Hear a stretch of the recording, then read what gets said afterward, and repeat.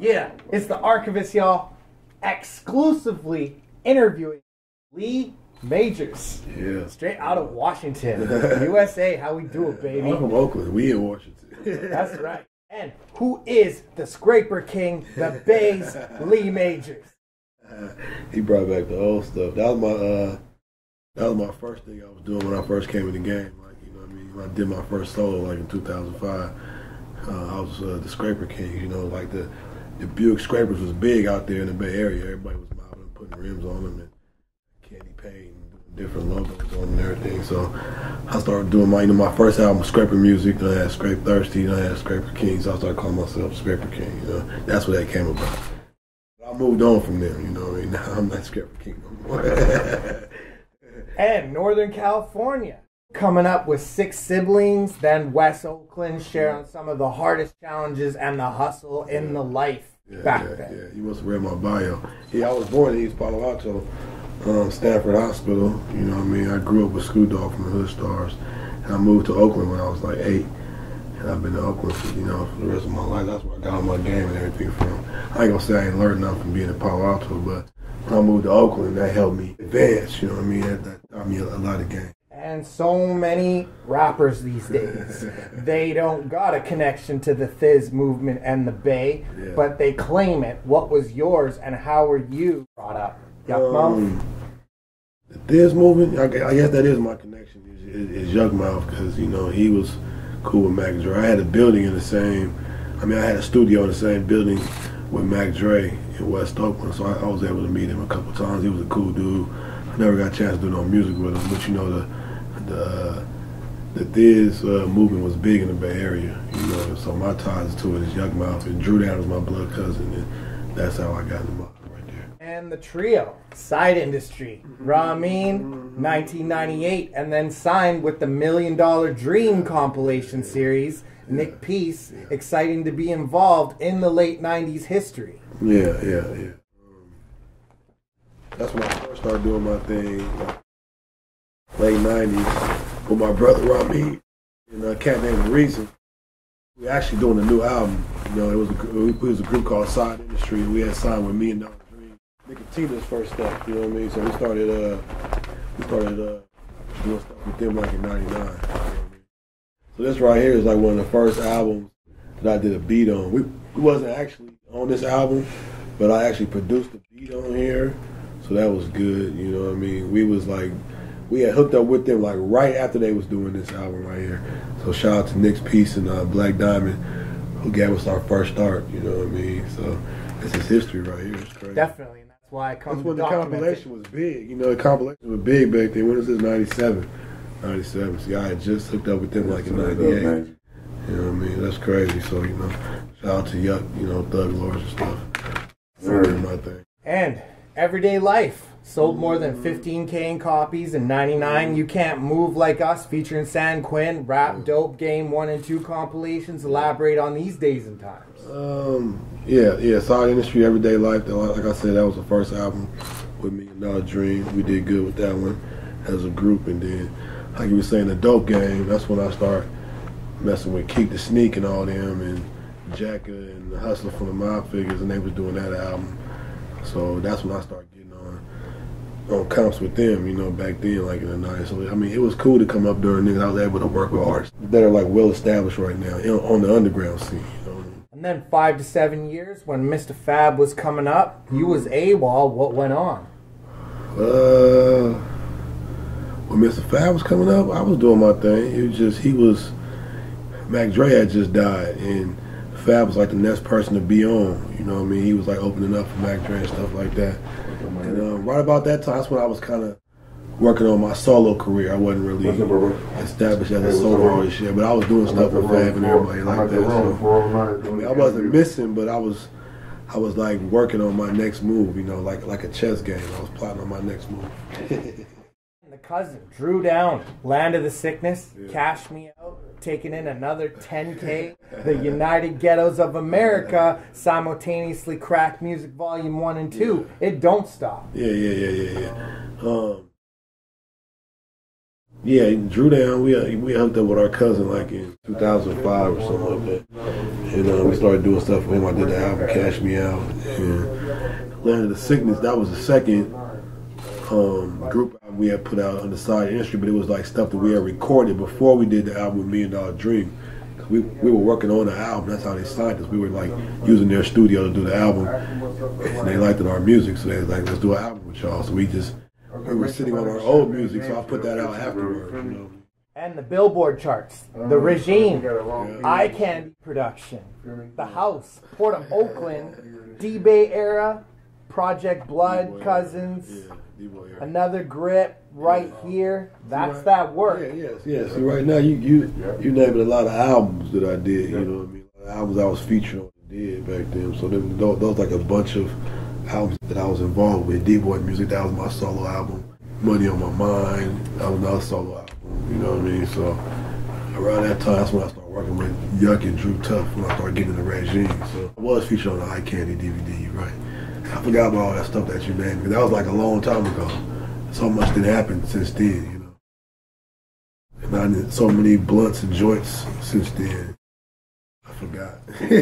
No, it's all good. What's some of the biggest records that you've done, so people know like what's going on from the Bay? Probably like right now, Red Wine was probably one of my biggest ones. You know what I mean? That was a real big one for me. You got like a lot of hits on YouTube. World Star. But as far as like right now, as far as the viral thing, the internet, and that was a big one for me. I sold a lot of albums with that. And my Paper Bag Money, that was with Messy Mar. That one did real good. And all the GoBot series with the Jacka, all those were good. You know what I mean? But right now, my Turkey Bag Boy album is killing everything. I got that new song Mary Jane with Jacka and Joe Blow, and it's just taking off. You know what I mean? 50,000 hits in like 30 days or something like that. You know what I mean? It's doing good right now. That's what's up. That's how it's done. Yeah. And Kill a Thug with Yuck, Paper Bag Money, with Messy Marv, Turkey Bag Boy, with Mobsters, with Matt Black, Music for the Mob, Best Times in the Studio. Yeah. That's a lot of albums. I put out. I got like 30 albums on iTunes. You know what I mean? So this is my new one right here. If you get in the store, there's 40 songs. You know, 2 albums. Double disc, you know, so I stay working. How many copies you got sold so far? This one I probably did like 5,000 so far on my own. You know, so I got to repress now. I'm down to my last box. So. What does it take to get your album out like that, out in the Bay? Like how hot is it to come out and then be noticed? And I mean, it's not hard for me. I got a fan base already established, and I stay active, and I stay, you know, putting out stuff. Even though everything I don't get the right promotion and get to everybody, but I am putting out albums every year. I'm constantly putting out albums. My real fans, they know what's up because they follow me on Twitter and Instagram and Facebook, and they see me promoting the next album I got coming out, so they know, you know, what's coming out. That's the good thing about having fans, you know what I mean? So it really takes hard work for you to put together an album at first, you know what I mean? Then you got the mixing and mastering, and you know, the album cover, and then you got the pressing, and then it's up to you to get it to the distributors and the stores and the fans' hands, you know what I mean? So. And your best projects that you're most known for, and studio sessions that you have. Studio sessions, man, there's been so many studio sessions I can't even remember them, you know what I mean? Probably when I was did my track with E40, you guys can go on YouTube and see that. You know, I did the Sitting on Butter track that was featured on the Paper Bag Money album. That was my biggest album, you know, Paper Bag Money. The track I did with E40, it was big, you know, for me, because I grew up listening to E40, and just for me to be in the studio with him, to work on a track and tell him I wanted him to do this and that, it was a great experience for me, you know. Excellent. And production slaps, the Jacka, Jack of All Trades, Tear Gas, the Street album, worked with the Loonies, Keep the Sneak, Farm Boys, Freeway. This is how we eat, nonstop. What are you most known for? Because you're working with platinum artists. Yeah, I mean, those are all albums that I did beats on, because I do production too. That's what I meant. Yeah. So all of those albums that you just named are albums that I did production on. You know, I may not have been featured on all those albums, but I had something to do with it. I recorded something, or I made a beat for those albums, something like that, you know. So, I mean, I'm just most known for just being a solid artist and putting out good music and staying consistent. You know, that's what I do. What inspires your music, like to create the beats that you make? I'm inspired by other music. When I hear other artists doing, you know, other music, like different things that I never heard before. I listen to jazz and I listen to reggae. I listen to everything. You know, I listen to rock. I listen to everything. So I want to know what different music sounds like. So that's what inspires me, and that's what makes me, you know, make different music and make better music. If I stay current and listen to what's going on, you know, and just not just listen to my music or just listen to rap, listen to a, you know, everything, a genre, everything, you know. And more than 20 albums. You got any street stories for us? Street stories? I got so many. I mean, so, you know, some crazy stuff happened I can't talk about, you know, but, you know, just me coming up in Oakland and just me figuring out the formula to do everything, you know, just buying equipment from off the street and, you know, started making my own beats because I couldn't afford beats. And, you know what I mean, I wouldn't say it was a struggle coming up, but it was a good experience for me because I learned a lot over the years, and I'm blessed to be where I'm at right now because a lot of rappers been doing it longer than me, and they still not active and, you know, doing stuff. And I travel all around the United States to do shows, you know, so it's a good thing for me. And what's next for Lee Majors? What's next for me is my album. It's called Run D and MC. That's my new album. It's gonna be my biggest album today right now. I got Yo Gotti on there, Trey the Truth, Daz Dillinger, and, you know, Yuck, Jacka, Drew, everybody, you know, from the mob, everybody I mess with. It's just beats by Trax a Million and Rob Lowe and Pack Slap. I got a bunch of slappers on there, so, you know, it's my biggest album I got coming out right now. That, and I'm working on Go Box 3 with Jacka and doing the Blood Cousins with Drew Down and my brother. You know, that's the new projects, you know. And my Turkey Bag Boy album is dope. Oh, shit. Excellent. And tell us about, you've already been in Ozone Mag, All Bay Music, Yeah.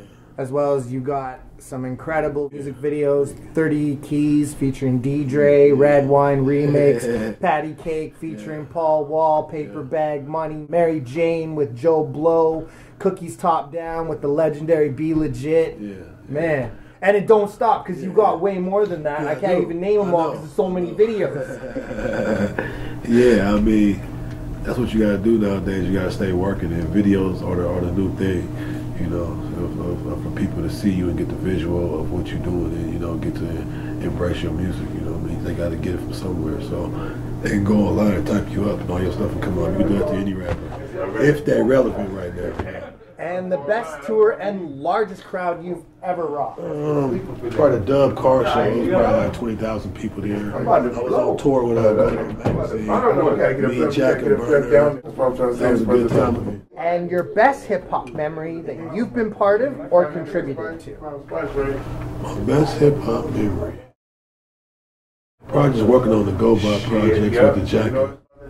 Those are epic because we do like an 80s remake on all the albums, and it's just, if you go online and see the videos, we got the 80s gear, and it was just epic the way we did it. You know what I mean? We just, you know, we went all to make sure we did it right. And you got anything to say to Canada? Yeah, Canada, thanks for supporting me all these years, man.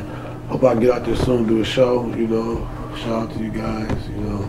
I hope you guys are 420 friendly, because I don't want to try to sneak it over there, so when I get there, I hope you got some good treatment. It's all about the Amsterdam Cafe, you know what I'm saying? And we got Red Med, we got everyone out there. Yeah. Shouts to Red One on that one. And last but not least, rolling with Mr. Black on the tour with Yuck Mouth and Spice One. Yeah, right. Let us know. Rock, you know what I mean? Shout out to my boy, Mr. Black. Spice One, Yuck Mouth, you know what I mean? And Archivist, you know what I mean? We doing it, man. You know what I mean? And you got any shouts? Oh yeah, shout out to the whole regime. Shout out to my whole Easy Money camp. You know, Boss Tone. You know, Drew Down, Jacka, Yuck Mouth, my boy Stack Life. You know what I mean. Shout out to everybody that rock with Lee Majors. You know what I mean. G the Monster, Mob Jr. Shout out to all them. You know what I mean. All my real dudes.